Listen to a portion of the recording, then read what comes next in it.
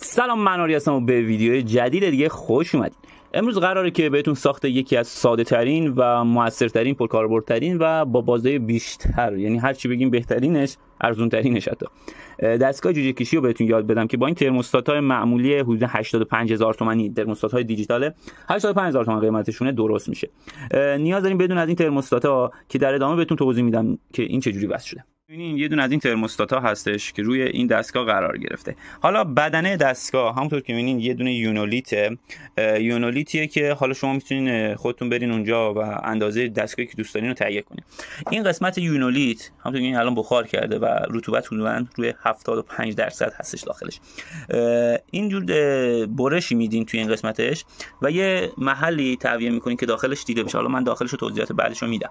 و سیم کشیاش. اول از هر چیزی نیاز داریم به یه جون جعبه از این یخدون‌های قدیمی، بعد از اون نیاز داریم به یه دونه ترموستات از اینا. این جعبه حدوداً قیمتش 250000 تومانه، این 85000 تومانه و میریم برای قطعات بعد. خب قطعه بعدی که نیاز داریم یه دونه از این فن‌های 12 ولت دیسی هستش که کار گردش هوا، تولید اکسیژن رو داره و همینطور تبخیر رطوبت رو داره که یه دونه از اینا هم نیاز دارین. ترجیحاً ابعادش در همین اندازه باشه. این ابعادش اگه اشتباه نکنم 4x4 یا 2.5 3x3 همونطور چیزیه. دقیقشون نمیدونم، روشم ننوشته اونجور که نگاه میکنم. یه دونه از اینا هم نیاز داریم ما برای کار خودمون و میریم اونجا. بگم این چجوری اینا بسته. نکته خیلی مهمی که بهتون بگم، این ترموستات همونطور که میبینین گذاشتیمش روی 39.67 و این ترموستات یه فعالیت داره، یعنی میره روی 39.7 خاموش میکنه، میاد روی 39.3 روشن میکنه. دلیل این که 39 اصلا هیچ تخمی برای این غاز و مرغ اینا 39 نیست. دلیل این که این اومده روی اینه که این ترموستات‌های 85000 تومانی 99% اصلا کالیبره نیستن و قبل از اینکه شما استفاده کنین بزنین رو دستگاهتون حتما با یه دماسنج خیلی خیلی مطمئن، ترجیحاً دماسنجایی که مطمئنین ازشون و جواب دادن بین 2-3 تا دماسنج دیگه هم بذارین تستشون کنین، میانو کالیبرهشون کنین. همونطور میبینید 39.7 خاموش میکنه که این 39.7 در همون 37.7، چون این ترموستات 2 درجه کالیبره نبوده و 2 درجه دما رو بیشتر نشون میداده و ما اون کالیبره شدنشو گرفتیم و این الان داره کارش خودشو به خوبی انجام میده. همونطور که میبینین اینجوریه. حالا داخلش بپردازیم. داخلش یه دونه فنه که بهتون گفتم کجا قرار میگیره. این فن قرار میگیره روی 2 تا کاسه آبی که اینجا قرار گرفته. اون ترموستات رو شروع میکنه به فعالیت. یه دونه 2 تا کاسه ای که قرار گرفته، فن دقیقاً میاد روشون. این شونه ها هستش که من در ادامه نشون میگم از کجا میتونید تهیه کنید. اینم یه دونه هم لامپ 35 وات موتور هستش. 2 کنتاکشو به هم وصل کردیم و به عنوان گرمایش استفاده میکنیم ازش. تمام شده و اینم اون سنسور دماسنجمونه تو این جایگاه قرار گرفته و این نمای داخلی هستش.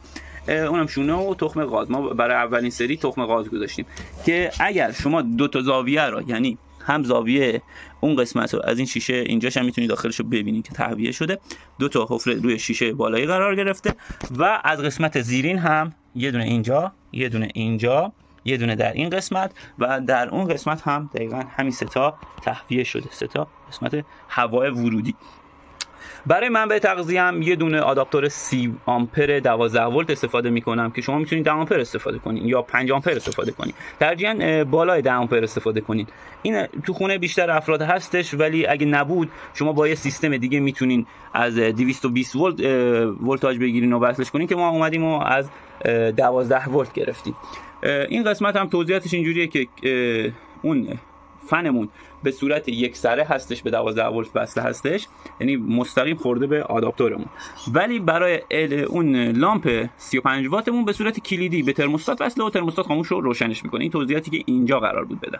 برای شونه ها هم همونطور که میبینید این شونه ها به درد غاز میخوره که اینا در اصل شما اگه شونه مرغ که همه جا گیر میاد، این اگر پیدا نکردین میتونید برید میوه فروشی ها و این مثلا سبد کیوی هستش، سبدهای میوه ها رو بردارین، قیمتی هم نداره، مفت بهتون همجوری میدن و ما اینجوری برداشتیم و خیلی این سبدها خوبیشون اینه که به این صورت روی هم قرار میگیرن، به این صورت کیپ هم میشن و تخم‌ها رو میتونید توش قرار بدین و یا گردش هوای خیلی خوبی داره و تا 72 تا تخم غاز داخل این قرار میگیره و حدوداً اگه اشتباه نکنم 180 تا مرغ.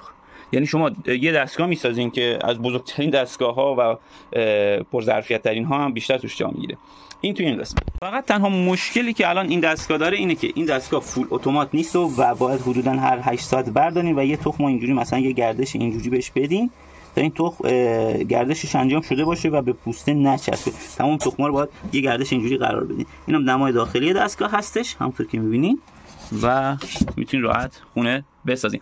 قیمت تمام شدهش 85000 تومان، 250000 تومان که من میگیرم، این اصلا 100000 تومان، 250000 350000 تومان. یه فن ما اونو با اینکه 50000 تومان میگیم 100000 تومان، 450000 تومان.